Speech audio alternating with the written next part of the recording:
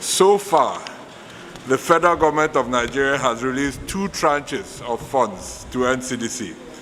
One was a preparedness release before the outbreak hit Nigeria of 620 million naira. In addition, this is also public knowledge, 5 billion naira was released to NCDC to enable response activities.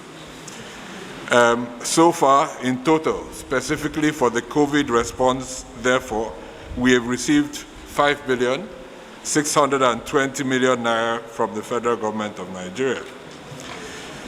In front of you is a table detailing the funds received and the areas in which it has been spent. Number 1, we've spent 380 million plus on the procurement of medical and laboratory supplies.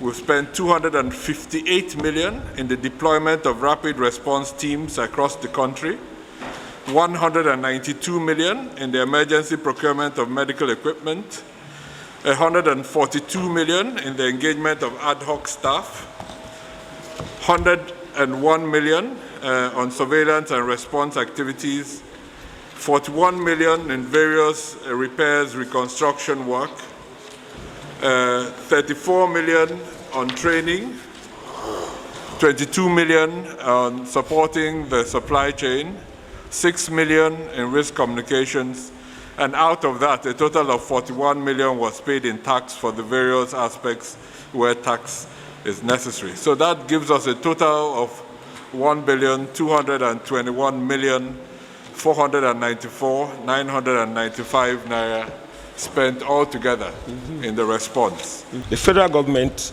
has, at date,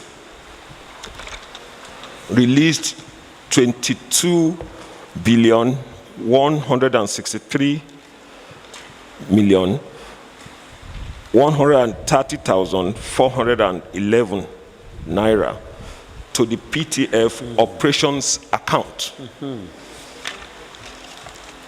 To the PTF operations account.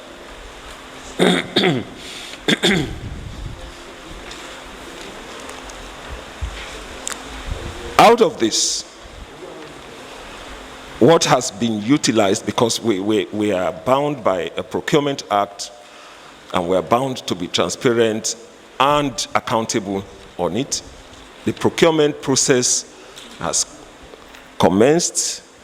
The funds belong to different agencies for utilization, but for the PTF to ensure that there is value for money and there's delivery of service. At the moment, I can tell you that only 164 million has been spent by Foreign Affairs.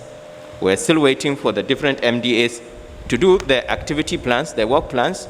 They need to submit a procurement plan to us, and then they go ahead to do the procurement, which is why out of the 22 billion that has been released for the purpose of COVID, only 164 has been spent million. But is that not affecting impairing activities? No.